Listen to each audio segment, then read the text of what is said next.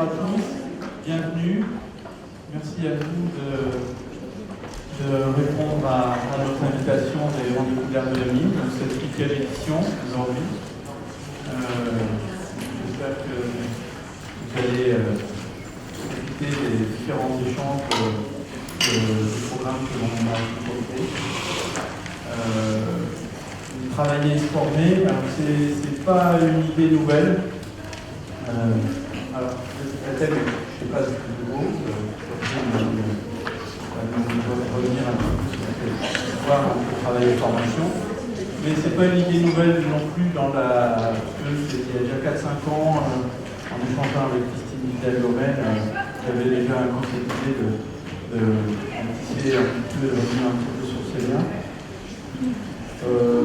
Dire que le titre, je l'ai un peu piqué ailleurs, tout à fait honnête, c'est pas une qualité non plus. Mais plus qu'un pillage, c'est plus une référence, une filiation, une continuité avec les travaux de Mariana Comblez et Catherine Kéger, par exemple, entre autres, je sais pas tout le monde. Il y a eu un séminaire aussi qui Créate, je crois, en 2014, qui portait presque ce titre, puisqu'il démarrait comme ça, mais il terminait par travailler et se former au fil des parcours professionnels, au cours des parcours professionnels.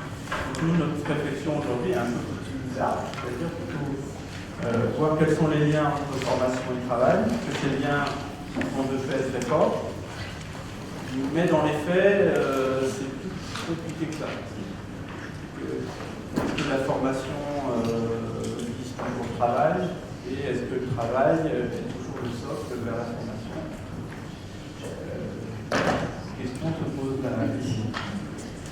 Le ce aussi était important, c'est vraiment la question de l'individu et du sujet, qui est important aussi cette place-là. Et puis je pense qu'elle reviendra là-dessus sur la tension pour les ergonomes entre travail et formation, adapter le travail, adapter l'homme au travail. Je pense que là aussi, la discipline a évolué, a bougé, et avec des visées de la discipline aussi, entre si on réfléchit de l'aménagement de poste à des visées de développement, fait que les questions de formation, les questions d'apprentissage deviennent centrales dans nos préoccupations, en termes de visée, mais aussi traversent nos modes d'intervention. C'est pas seul. Et donc, la place des hommes et des femmes dans les processus de transformation, etc. Donc, travailler et se former, ça nous réinterroge sur les finalités, pour nous en tant qu'ergonomes, mais aussi sur nos modes d'action et comment on vit ces transformations. Ça va être beaucoup plus long parce que il faut laisser la place à notre présentation. Donc, je suis très heureux d'inviter et d'avoir la présence de Catherine avec nous. Catherine Desboulets va te présenter un petit peu ensuite. Mais j'ai aussi la bonne nouvelle on va l'accueillir peut-être plus souvent aussi dans le master. On a eu la nouvelle en début de semaine de sa nomination au poste de professeur de titulaire de la chaire du CNAP.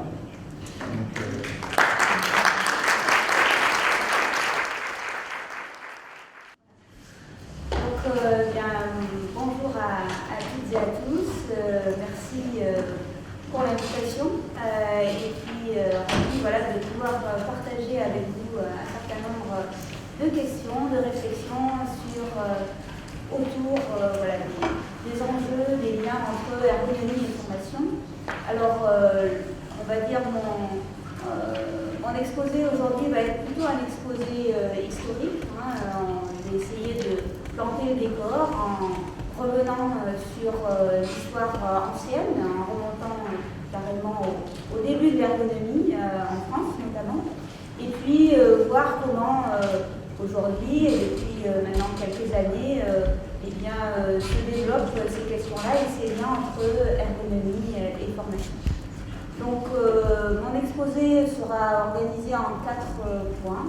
L'un qui essaye de retracer quelques éléments d'histoire, puis ensuite de voir comment ceci aussi s'est fait écho à un certain nombre d'éléments à l'international, pour ensuite voir comment eh bien, les développements plus récents se précisent et je conclurai par quelques questions, interrogations qui permettront aussi d'ouvrir et d'ouvrir sur les différents exposés et présentations qui auront lieu par la suite, puisque je pense que voilà, il y a un certain nombre de questions qui sont largement partagées aujourd'hui et demain également.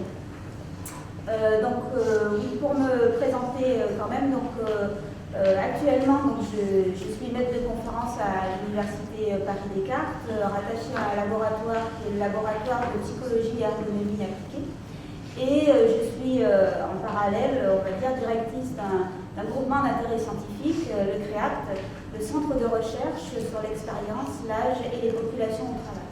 Et donc, on va dire qu'en tant qu'ergonome, eh bien, les questions de formation, je les ai souvent attrapées par des questions aussi de développement des compétences et de l'expérience à tout âge dans différents milieux, que ce soit dans le champ de la formation vraiment professionnelle, mais aussi dans le champ du travail et des apprentissages plus opportunistes qui peuvent surgir dans les lieux et dans les situations de travail. Voilà.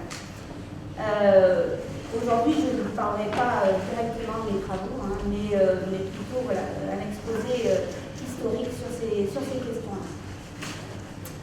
Alors, pour justement travailler et remonter l'histoire, eh bien, je m'appuie largement sur notamment deux ouvrages qui me semblent très importants pour essayer de comprendre justement comment les ergonomes ont attrapé ces questions de formation depuis les débuts.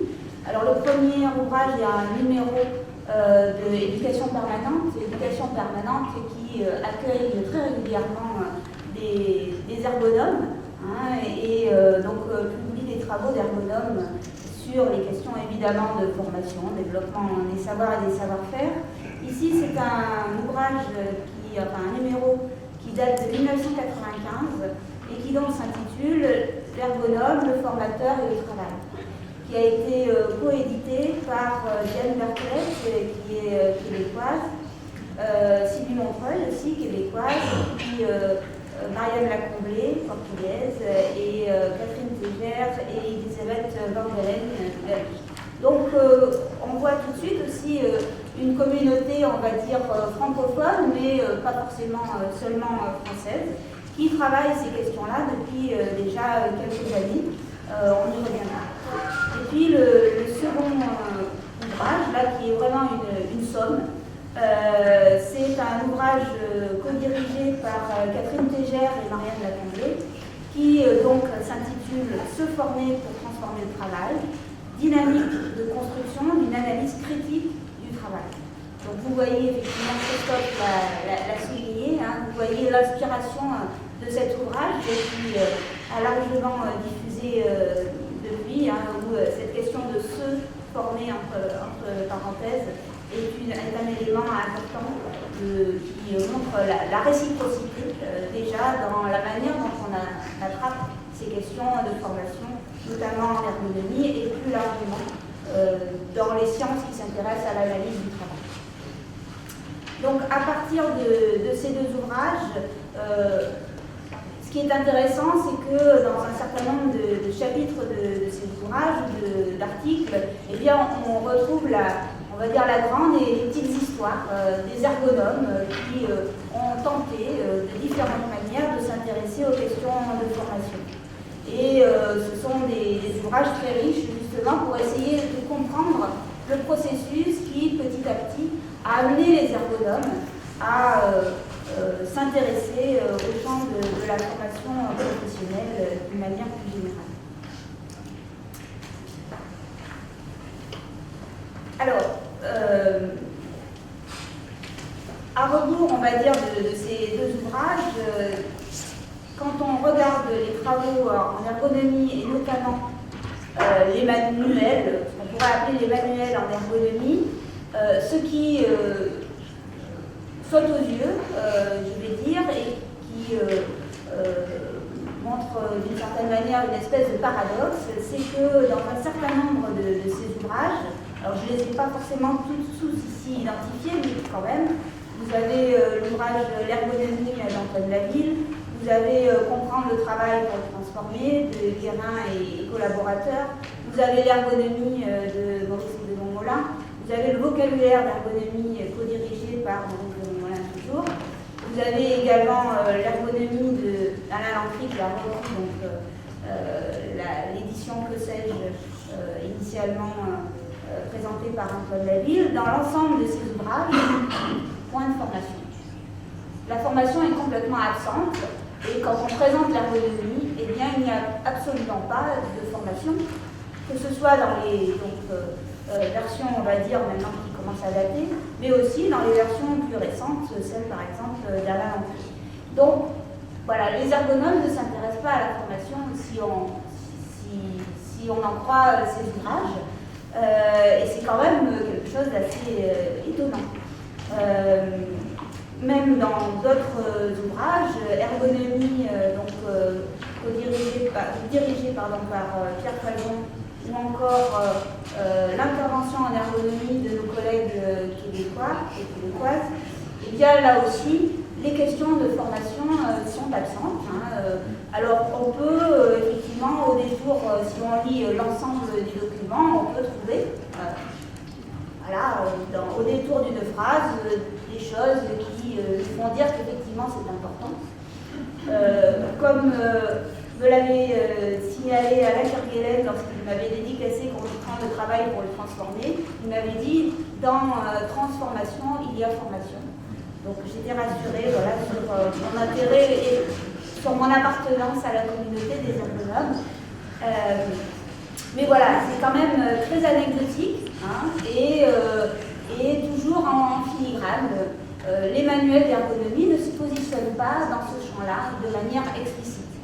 Il faut attendre seulement la version brésilienne de l'ergonomie pour avoir effectivement un chapitre dédié aux questions de formation et qui a été rédigé par Catherine Zégère et Marine Lacramé. Voilà. Donc, étonnant quand même que l'ensemble de ces manuels ne traitent pas de questions de formation. Et donc, c'est intéressant d'essayer de comprendre qu'est-ce qui fait qu'on en est là encore aujourd'hui, mais on en était là aussi il y a quelques années. J'ai appuyé sur quelque chose. Alors pourtant, quand on regarde plus attentivement un certain nombre de travaux, eh bien, ce que l'on constate, c'est que dès les débuts du développement de l'ergonomie, notamment en France, eh bien, on trouve un certain nombre d'éléments qui font référence à la formation. Alors notamment, eh bien, on se rend compte que finalement, les ergonomes ont investi le champ de la formation sous trois grandes orientations, on va dire, via classiquement l'intervention ergonomique. Et donc on retrouve notamment dans l'ouvrage initial qui, on va dire, date la naissance en France de l'ergonomie, donc Rodin et Faberge, une référence notamment à des travaux de Douillou qui intervient dans une raffinerie de sucre et qui s'intéresse au démoulage justement des pains de sucre.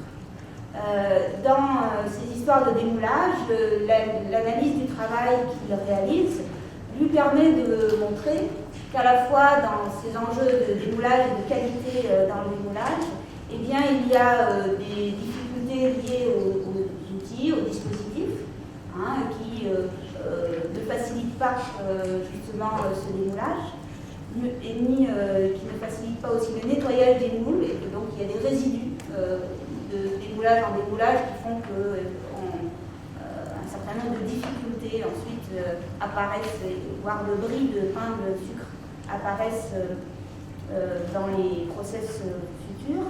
Mais aussi, ce qu'il met en évidence, c'est qu'il y a des stratégies très fines, une dextérité à acquérir pour justement arriver à la fois à diagnostiquer la qualité de la matière et aussi la manière dont on va procéder justement pour démouler en fonction justement de cette qualité de la matière qui varie au fur des arrivages et de la qualité de la matière première de betterave à sucre. Et donc, dans ce cadre-là, eh bien, suite à ces analyses du travail, il nous propose deux types de recommandations, on va dire, à la fois des recommandations sur le matériel et sur l'évolution des dispositifs techniques pour à la fois mouler et démouler ces pains de sucre, mais aussi des recommandations en termes de conception de formation, en insistant sur le fait que eh bien, cette dextérité dans le démoulage peut s'apprendre et effectivement il serait intéressant de concevoir des formations qui permettent d'acquérir pour les novices c'est à la fois ses connaissances sur la matière et ses qualités, ses propriétés, mais aussi une dextérité dans l'art, on va dire, de démouler ces pains de sucre. Donc vous voyez, dès le début, les liens entre intervention dans le travail et formation sont là, bien présents. Et effectivement, Breda Lafaverge insiste sur le fait que l'analyse du travail est un outil important dans le champ de la formation. Deuxième également élément et manière d'investir ces questions-là dès le départ, eh bien, c'est dans la conception même des formations, notamment avec les travaux de Leplat. Leplat qui, à cette époque-là, donc dans les années 50, travaille dans un centre d'études et de recherche en psychométrie et rattaché à un grand centre de formation, l'ASPA, et donc s'intéresse justement à ces questions-là pour à la fois concevoir des évaluations des futurs formés, mais aussi concevoir des formations. Et dans ce cadre-là, eh bien, Leplat souligne, en disant on peut dire qu'une analyse du travail qui est incapable de conduire à une amélioration de la formation est une analyse manquée. Donc il affirme effectivement que l'analyse du travail sert évidemment à comprendre le travail, à transformer le travail, mais aussi à travailler les questions de formation. Et que si cette analyse du travail ne peut rien dire des questions de formation, et bien de son point de vue, c'est une analyse qui a manqué une partie de sa cible en tout cas. Donc on est dans des approches à ce moment-là très rationnelles de la formation, parce que aussi on est dans des approches d'organisation du travail très rationnelles. Le taylorisme bat son plein, et donc on est dans cette mouvance-là, où l'analyse du travail sert à cadrer, préciser, organiser justement la formation et la manière dont on apprend un métier. Plus tard, dans les années 70, Maurice de Montmolin, lui aussi, va insister sur l'apport de l'ergonomie dans le champ de la formation. Alors, lui insiste davantage sur l'apport de l'ergonomie pour définir les objectifs de formation. Il insiste sur le fait que l'analyse du travail est un préalable indispensable à la formation professionnelle.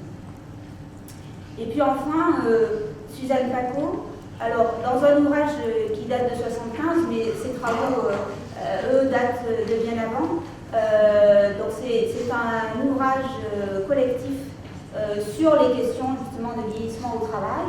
Et Suzanne Paco a énormément travaillé sur les questions notamment de formation tout au long de la vie. On dirait maintenant, elle ne nommait pas comme ça à cette époque-là. Et donc dans ce chapitre d'ouvrage, elle s'intéresse à la fois aux spécificités, on va dire, de l'apprentissage et des évolutions avec l'âge, aux difficultés que rencontrent les apprenants jeunes et plus âgés, mais aussi aux facilités. Et notamment, elle insiste sur la manière dont on peut tisser des liens entre expérience et apprentissage dans le travail ou dans la formation. Donc ces éléments-là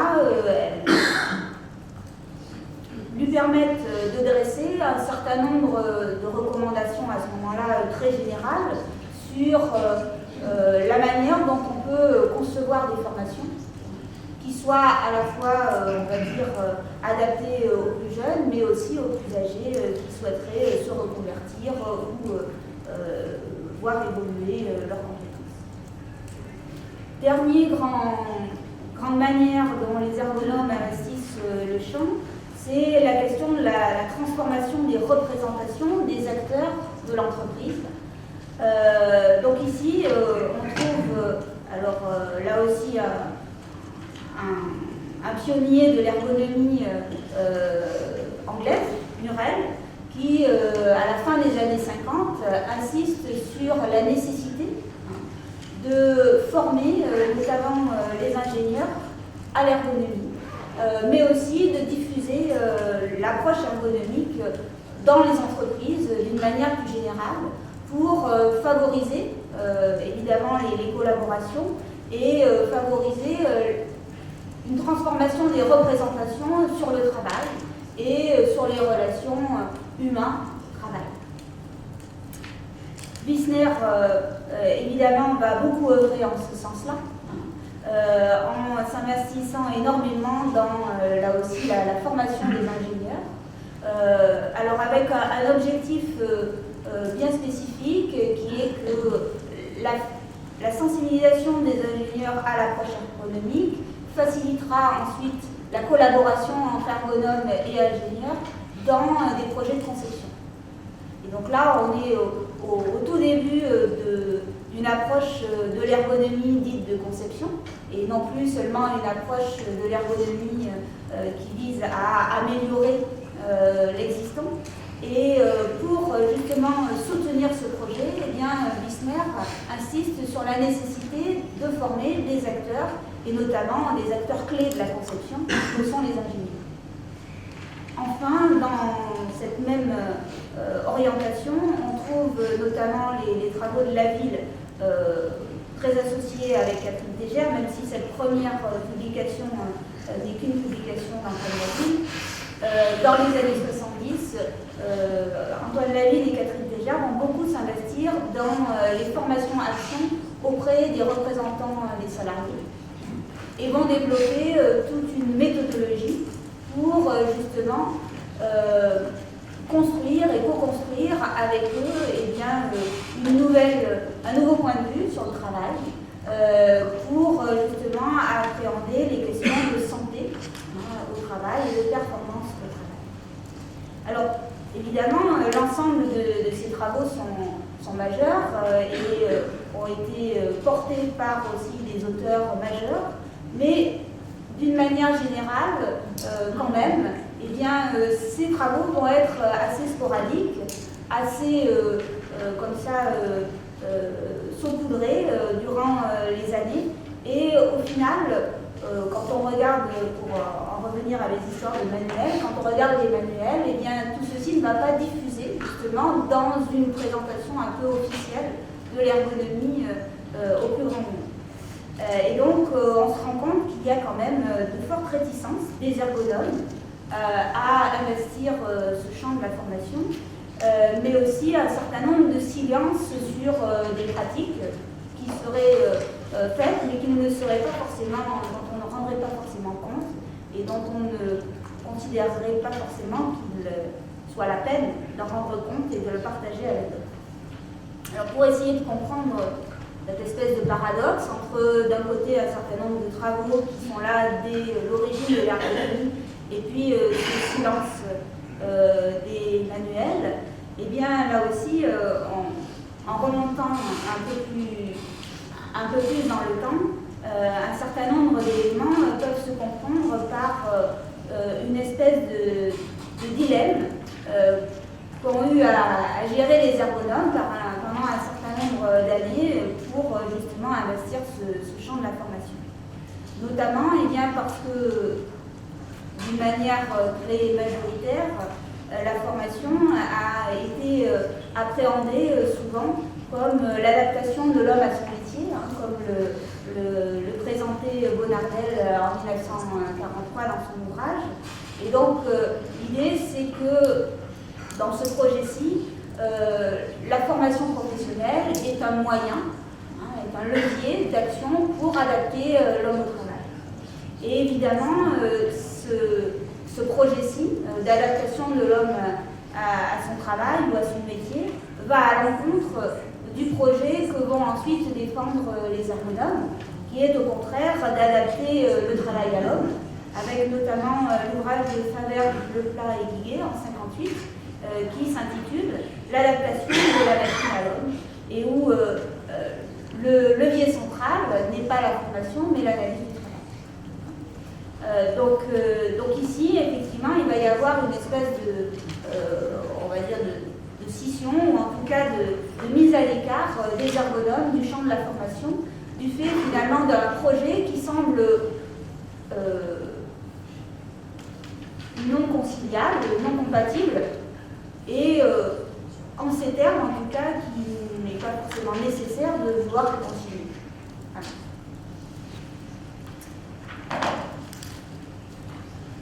Alors, un petit détour quand même par l'international, en essayant notamment de voir bien, comment ailleurs dans le monde les ergonomes se positionnent sur ces questions des formations. Alors, je rencontre évidemment plutôt ici d'approches portées par les chercheurs, hein, puisque c'est souvent davantage eux qui publient, et donc on a davantage de traces, on va dire. Pour aller assez vite aujourd'hui dans cette présentation, je me suis permise de faire une espèce de catégorisation sûrement un peu sauvage de l'ensemble des contributions des ergonomes à l'international, en distinguant, on va dire, deux grandes approches, me semble-t-il. L'une, human factors, donc des composants, des facteurs humains, et puis l'autre que je présenterai ensuite, qui est une approche plus systémique de l'homme au travail. Donc ces approches human factors, ce que l'on constate quand on regarde les travaux dans ce champ-là, eh bien c'est que finalement les human factors ont investi assez largement le champ de la formation, et ceci de manière très tôt et sans grand problème.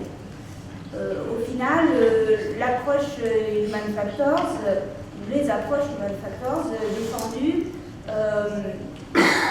sont relativement compatibles avec l'enjeu d'adapter l'homme au travail, on va dire, avec un certain nombre de visions qui viseraient à éduquer les facteurs humains à un certain nombre de comportements jugés ergonomiques. Et donc, effectivement, dans ce cadre-là, eh bien, on retrouve un certain nombre de travaux qui visent à notamment éduquer les salariés pour à la fois être acteurs de la transformation de leur situation de travail et responsables finalement de leur santé au travail. Donc on a aujourd'hui tout un tas de travaux assez pléthoriques, notamment sur tout ce qui relève des formations dites ergonomiques en elles-mêmes, sur l'aménagement des bureaux, la manière dont on organise son espace de travail et l'ensemble du mobilier, on va dire, qui permet de travailler. Et puis aussi beaucoup de travaux sur les formations gestes et postures avec tout un tas de variantes et dans la prévention des troubles musculo-squelettiques. Donc dans ce cadre-là, effectivement, peut-être que le dilemme que pouvaient ressentir les ergonomes de l'activité n'est pas forcément un dilemme pour ces approches-là.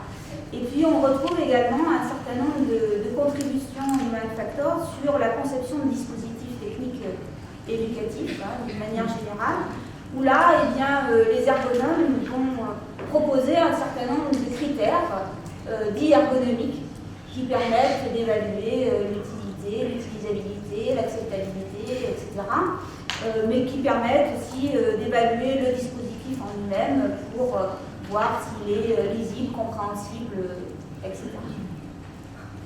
Donc ici, on a par exemple un certain nombre de travaux de Robertson et ses collègues sur justement l'aménagement des espaces de bureau, ou d'un autre côté, l'intérêt notamment de la vidéo-formation pour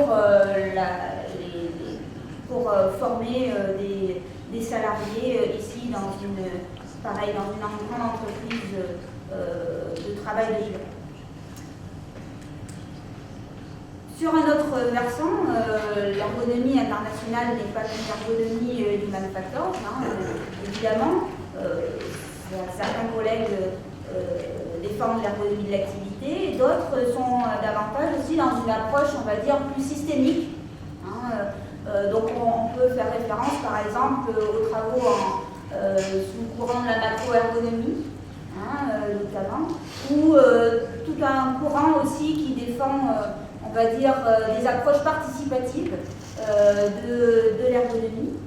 Et donc dans ce cadre-là, eh bien, on va avoir deux positionnements. Alors déjà, un positionnement, on va dire, plus prudent de ces ergonomes vis-à-vis de la formation, en insistant notamment sur deux points. D'une part, effectivement, on retrouve ces enjeux de transformation des représentations. Alors ici, plutôt porté dans le champ de la formation initiale, où il s'agit d'introduire et de familiariser, on va dire, sensibiliser de futurs professionnels aux principes ergonomiques dans le cadre des formations initiales. Notamment, c'est ce qu'ont fait Troupe et les collègues en Finlande dans le secteur hospitalier. Et puis également un certain nombre de travaux qui insistent sur la nécessité d'articuler les actions au travail et les actions en formation. Notamment un article de Kobi, donc japonais, qui insiste sur l'importance de la démarche collaborative dans la réalisation des interventions et la nécessité d'articuler à la fois les transformations en formation, mais aussi les transformations au travail. Donc voilà, on se rend compte qu'à l'international, il y a des points de vue assez différents des ergonomes sur la manière dont on se positionne vis-à-vis, on va dire, du champ de la formation. Certains, on va dire, plus enclins à utiliser la formation comme un levier de transformation des comportements humains, et puis d'autres davantage en lien avec peut-être une approche de l'ergonomie de l'activité sur la transformation des représentations et l'articulation entre le travail et formation. Ce détour étant fait, revenons maintenant à la situation, on va dire, française.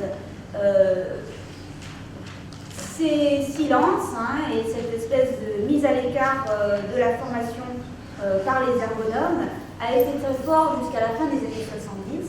Et puis dans les années 80, on va voir au contraire tout un tas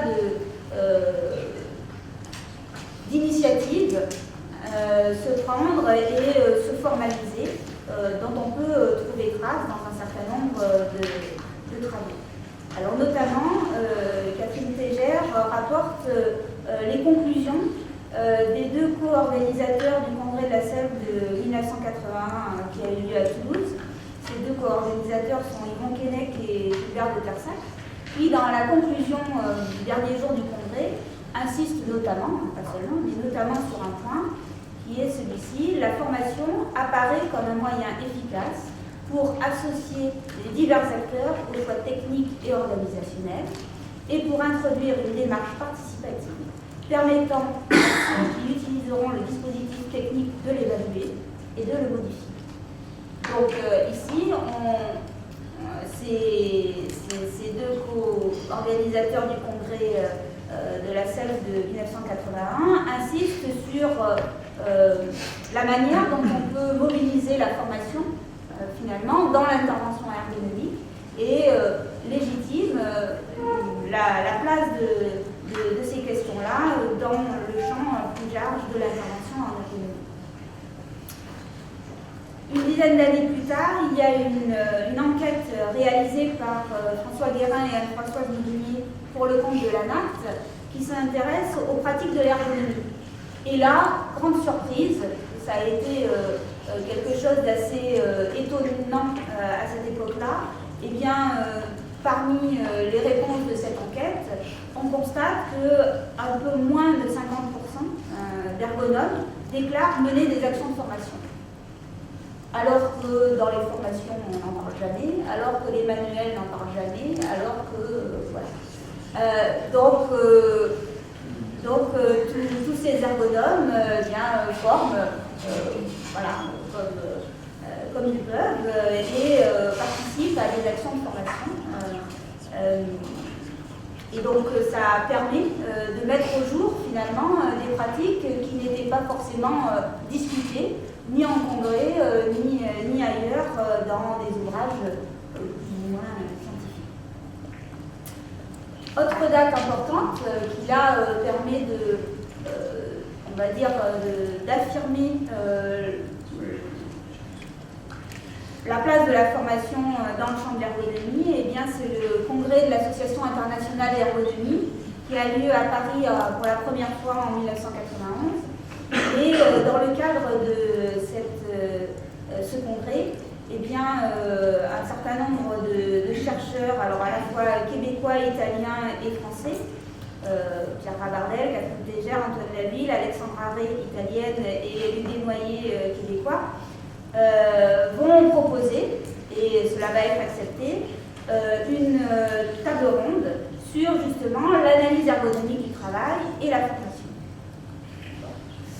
Cette table ronde va faire date, en tout cas dans le champ de la recherche en ergonomie, et va être l'occasion justement aussi de fédérer finalement un groupe de réflexion et un groupe de travail sur ces questions-là, qui par la suite eh bien, va se poursuivre et mener tout un tas d'actions et d'animations, de séminaires et autres congrès. Donc ces éléments-là sont assez majeurs pour finalement initier une espèce de basculement de l'ergonomie dans le champ de la formation. Alors, basculement, justement, comment se fait-il et comment cela se fait que d'un seul coup, voilà, dans les années 80, on décide que l'ergonomie est légitime pour s'intéresser aux questions de formation. Dans l'ouvrage de Catherine Tégère et Marianne Lacomblèze, elle propose notamment de comprendre cette question en insistant sur cette définition de la formation comme adaptation de l'homme à son métier, en disant probablement qu'il peut y avoir d'autres définitions de la formation qui seraient probablement plus compatibles avec justement le projet de l'ergonomie. Et elles insistent aussi sur le fait que ce n'est probablement pas pour rien que tout ceci, ce basculement se fasse dans les années 80, parce que aussi c'est un contexte social, politique, un peu spécial, on va dire, qui voit arriver aussi un certain nombre d'institutions et d'instances, à la fois au niveau national avec la NAT et les ARACT, mais aussi au niveau de l'entreprise avec la constitution des CHSCT, qui vont ici renforcer les besoins en formation, et notamment les besoins en formation des représentants des salariés, et où là, effectivement, l'ergonomie peut se retrouver dans un tel projet. Alors, un problème de définition que j'ai essayé d'illustrer de cette manière, en disant, eh bien, si la formation, c'est faire rentrer à coups de marteau ou autres objets divers et variés un certain nombre de connaissances dans la tête des gens coûte que coûte, bon, les ergonomes ne sont pas forcément concernés. Si la formation vise à gaver de connaissances un certain nombre de personnes comme on garderait des oies ou des canards. Là non plus, les ergonomes ne sont pas forcément partants pour ce genre de projet. Si la formation vise à formater, façonner, comme on pourrait mouler et démouler des pains de sucre, ou ici c'est un format pour faire des briques, eh bien évidemment là non plus on ne se retrouve pas beaucoup dans ce genre de projet, voire pas du tout. En revanche, si la formation sert à sensibiliser, transmettre un certain nombre de messages sur un point de vue, sur le travail, sur la santé au travail, alors évidemment peut-être que les ergonomes sont prêts à embarquer. Si la formation vise à remettre un certain nombre de clés pour comprendre les situations, pour agir dans ces situations, alors pourquoi pas. Si la formation sert à construire des liens, des connexions entre différents savoirs, savoir-faire, entre des savoirs savants et des savoirs profanes, etc., eh bien là aussi, il peut y avoir un intérêt à participer à ce genre de projet. Et puis enfin, si la formation vise à co-construire des connaissances, et bien là, effectivement, les ergonomes peuvent tout à fait s'y retrouver. Donc, Catherine Tégère et Marianne Lacomblèze insistent sur le fait que, évidemment, beaucoup d'autres, et notamment d'autres disciplines, savaient déjà, mais que la formation peut se définir de différentes manières, et que ce qui est important, c'est de voir comment, effectivement, le projet de l'ergonomie peut être compatible avec ces définitions de la formation. Alors, elle propose notamment d'insister sur une définition de la formation qui est une définition à la fois constructive et interactive, basée sur notamment trois grands principes. Le premier qui est que la formation est un processus de construction de connaissances, c'est-à-dire qu'elle ne vise pas seulement à transmettre des savoirs préétablis, mais bien à les construire en situation.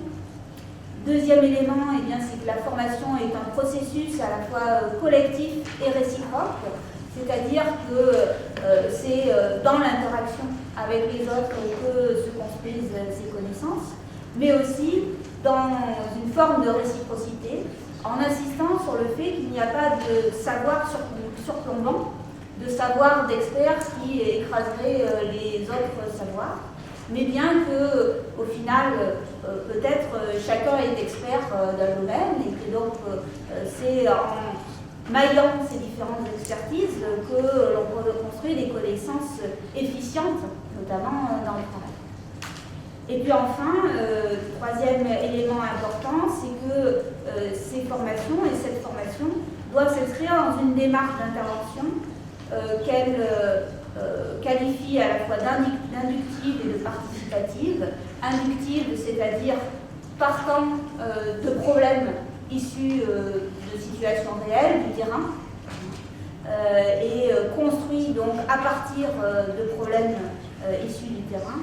Et puis participative, c'est-à-dire qui embarque l'ensemble des acteurs concernés par ces problèmes dans à la fois la conception, mais aussi l'animation des formations. Et donc elle propose, elle, une approche de cette question de la formation, qui est une formation recherche-action, ou une formation-action, en fonction évidemment du statut de celles et ceux qui animent ce genre de formation.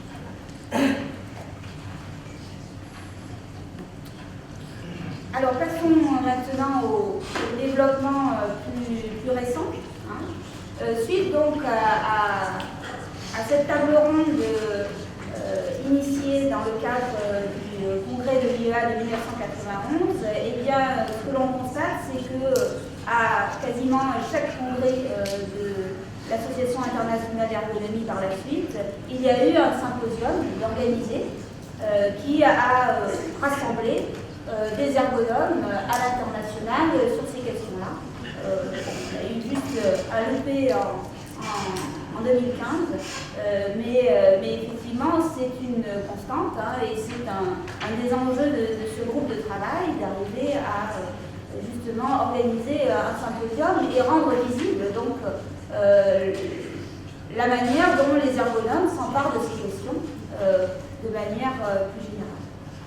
Deuxième élément, il y a eu également un symposium organisé dans le cadre d'un des congrès de la CEF en 2013 sur ces questions explicites de formation, avec ici on va dire un angle de vue centré sur les questions du travail des formateurs et de la manière dont à la fois on peut comprendre ce travail des formateurs, mais aussi comment les ergonomes, justement, peuvent, dans certains cas, devenir formateurs. Une enquête réalisée alors, de manière plus restreinte par des étudiants du master d'ergonomie de Paris Descartes auprès d'ergonomes. Alors, notamment, ces étudiants s'étaient intéressés à consulter les sites des cabinets conseils en ergonomie pour voir justement si parmi les choses présentées et visibles sur les sites de ces cabinets conseils, eh bien, le champ de la formation était explicitement présent. Et ce que l'on constate, c'est que donc sur 42 sites investigués, on va dire, eh bien, il y a 34 sites qui effectivement proposent de manière explicite des services dans le champ de la formation professionnelle. Et puis par ailleurs, un petit sondage fait sur une centaine d'ergonomes montrait que 76% d'entre eux donc, déclaraient soit concevoir ou animer des formations dans le cadre de leur activité. Donc cette implication, on va dire, à la fois des chercheurs, mais aussi des praticiens dans le champ de la formation, ne s'est pas démentie depuis cette résurgence des années 80 et est aujourd'hui très présente d'une manière générale, à la fois dans la pratique et la recherche en ergonomie. Alors, parmi les développements récents, c'est ma petite minute de publicité. Deux ouvrages majeurs. L'un coordonné par Christine Vidal-Gomel, qui conclura demain ces deux journées, et qui donc a coordonné un ouvrage intitulé Analyse de l'activité, perspective pour la conception et la transformation des situations de formation. Alors c'est un ouvrage pas seulement porté par des ergonomes, mais c'est un ouvrage qui plus largement s'intéresse aux disciplines qui mobilisent des formes d'analyse de l'activité dans le champ de la formation, mais un ouvrage qui a accueilli aussi des travaux d'ergonomes dans ce cadre-là. Et donc, je vous invite largement à le lire et à voir comment ces ergonomes appréhendent de manière assez diverse ces questions-là de formation, à la fois pour concevoir, mais aussi pour soutenir les professionnels de la formation et de l'enseignement.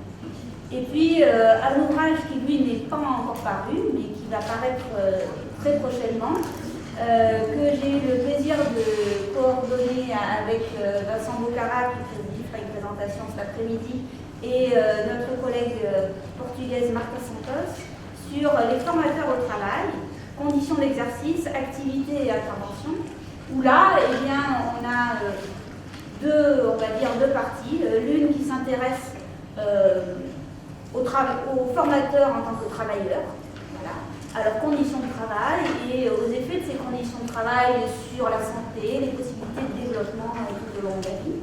Et puis une autre partie de cet ouvrage qui, lui, s'intéresse à la manière dont les ergonomes deviennent, dans certains cas, formateurs, justement, et donc à leur pratique en tant que formateurs dans ce champ.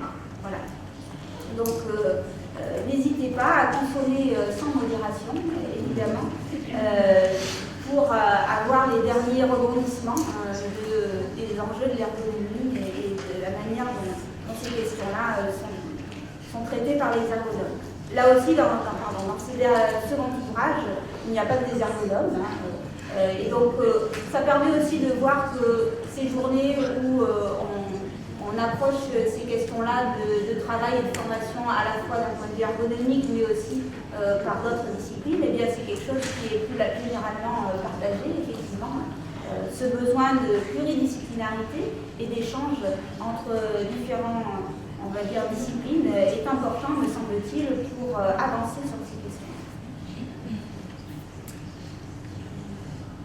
Pour finir sur ces développements actuels, je dirais, et en allant très vite, parce que je sais que d'autres y reviendront dans la journée, donc ce n'est pas la peine de passer trop de temps là-dessus.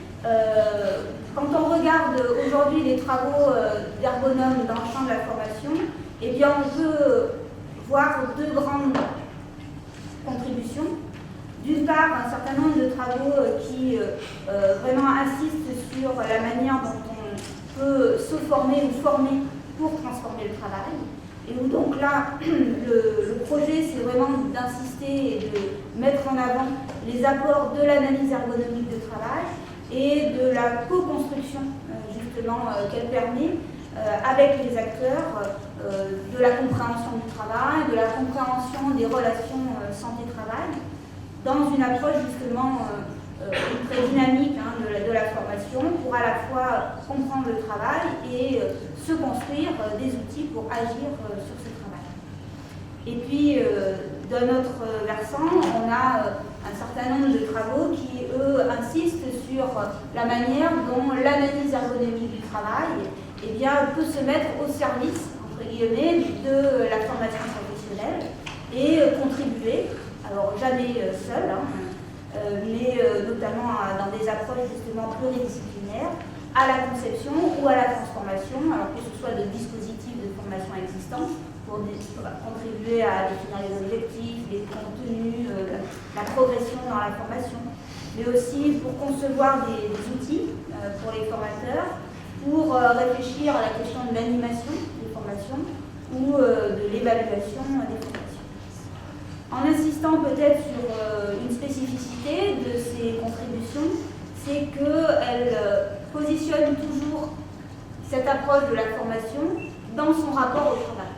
Et où donc, quand on parle de formation, le travail n'est jamais loin, voire est très présent, pour justement essayer de réfléchir à ces liens entre travail et formation. On aura plein d'exemples tout au long de cette journée, justement, qui permettront d'illustrer ces éléments-là. Alors, en guise de conclusion, je n'ai pas du tout regardé l'heure, c'est bon. 2 minutes. Parfait. Alors, en guise de conclusion, je dirais d'une part qu'aujourd'hui, eh bien, en ergonomie, la légitimité, on va dire, de l'objet formation ne me semble plus faire grand débat, que ce soit du point de vue de la recherche ou de l'intervention. En revanche, il me semble qu'évidemment, nous avons encore du chemin à faire, on va dire, et des réflexions à poursuivre. Alors, des réflexions notamment sur les formats d'intervention ergonomique dans le champ de l'intervention, de la formation, pardon. Et donc là, on aura des présentations aujourd'hui qui vont travailler ces questions-là. Également, il me semble qu'il y a une réflexion à mener ou à poursuivre sur en quoi justement le domaine de la formation est un objet de formation pour les futurs ergonomes. Aujourd'hui, ce que l'on constate, c'est que de plus en plus, dans un certain nombre de masters, on voit apparaître des modules dédiés aux questions de formation. Voilà, je pense que il y a encore des réflexions à mener pour voir comment tout ceci peut être intégré justement à une formation des ergonomes et permettre à ces ergonomes d'œuvrer dans ce champ-là. Et puis enfin, peut-être là plus un point de vigilance, il me semble, c'est comment dire, l'intérêt et la puissance de l'analyse du travail, parfois me semble pouvoir générer un certain nombre de risques que j'ai formulés ainsi. Est-ce que l'objectif c'est de former au travail réel, quel qu'il soit, ou est-ce que c'est analyser justement, mener des analyses du travail réel en formation et pour la formation. Et il me semble que finalement, former au travail réel quel qu'il soit peut être dangereux parce que effectivement, on peut très bien faire la démonstration de la manière dont les salariés, dans leur travail au quotidien, arrivent à construire des compromis efficients, etc. Mais des compromis qui ne sont pas forcément tenables par tous, des compromis qui ne sont pas forcément également tenables dans la durée. Et donc que ce travail réel, parfois, est un travail délétère. Et que, par exemple, se dire, oui, le travail ici est un travail stressant, et donc formons les gens à résister au stress, au lieu de se dire comment transformer le travail pour qu'il soit moins stressant, et formons au métier, mais pas forcément au stress qui est lié à ce travail dans ces conditions. Je ne sais pas si je suis très claire au vu de vos sourcils froncés, mais voilà, l'idée c'est de se dire que tout travail réel n'est pas forcément bon à prendre tel qu'il est. Et que, me semble-t-il, le projet est davantage de se saisir de la formation pour questionner le travail et ses conditions de réalisation, que forcément former directement au travail. Je lance le débat, j'imagine que d'autres reviendront aujourd'hui. Pour finir, c'est ma dernière diapo. Si nous considérons que, et nous mettons d'accord sur le fait que l'ergonomie n'est pas une liste de critères ergonomiques ou de normes ergonomiques, même si ceux-ci peuvent être potentiellement intéressants, eh bien, qu'est-ce que l'ergonomie? Et François Hugo, notamment dans un texte publié en 2009 sur justement ergonomie et santé au travail, insiste sur le fait que l'ergonomie, c'est un point de vue sur le travail, et notamment un point de vue qui permet d'affirmer la reconnaissance de la distinction entre le travail réel et le travail prescrit. Ce point de vue sur le travail est un point de vue que, en tant qu'ergonome, que l'on soit chercheur ou praticien, on a à défendre au quotidien. Il me semble que l'ergonomie doit avoir aussi pour projet de proposer un point de vue sur la formation, son point de vue sur la formation, notamment en le construisant au prisme justement de l'activité de travail d'apprentissage des formateurs et des formés, et en essayant de tenir un double objectif, qui est un double objectif important en ergonomie, celui de tenir conjointement les enjeux de santé et de performance dans la formation et un ricochet dans le travail. Alors, on parle beaucoup aujourd'hui en France, mais aussi à l'international, du travail soutenable ou de la soutenabilité du travail. On peut aussi s'interroger sur la question de la soutenabilité de la formation. Alors, par soutenabilité, il s'agit à la fois de penser des situations qui ne sont pas délétères immédiatement, qui permettent de tirer des enseignements de ce que l'on vit au quotidien, mais aussi des situations de travail et de formation qui permettent de prendre en compte les besoins à la fois individuels et collectifs des personnes, et enfin des situations de travail et de formation qui n'obligèrent pas ou ne mettent pas en péril les ressources pour les générations futures. Vaste programme, n'est-ce pas? Voilà, je vous remercie.